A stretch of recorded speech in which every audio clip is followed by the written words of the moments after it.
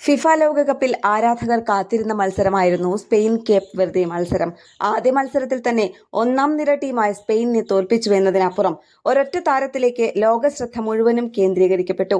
Cape Verde goalkeeper വൊനീസിയ. സ്പെയിന്റെ ഗോളിനു വേണ്ടിയുള്ള മുന്നേറ്റങ്ങൾക്ക് ഗോൾ കീപ്പർ വൊനീസിയെ മറികടക്കാനായില്ല.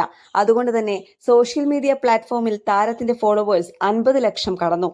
മത്സരമുണ്ടാക്കിയ ഓളം അപ്പോൾ തന്നെ അദ്ദേഹത്തിന്റെ ആരാധകരെ ഇരട്ടിയാക്കി. പിന്തുടരുന്നവരുടെ എണ്ണം വർദ്ധിപ്പിച്ചു. 40-കാരനായ ഈ ഗോൾ കീപ്പർ 2007 കേപ്പ് വെർദെയിലെ ബഡുക് FC-യിലൂടെയാണ് തന്റെ കരിയർ ആരംഭിച്ചത്. തുടർന്ന് Angola, Moldova, Portugal, Cyprus, Slovakia തുടങ്ങിയ രാജ്യങ്ങളിലെ വിവിധ ക്ലബ്ബുകൾക്കായി കളിച്ചു. നിലവിൽ പോർച്ചുഗലിലെ 2ാം ഡിവിഷൻ ക്ലബ്ബായ ഷാവേസിനു വേണ്ടിയാണ് വൊനീസിയ കളിക്കുന്നത്.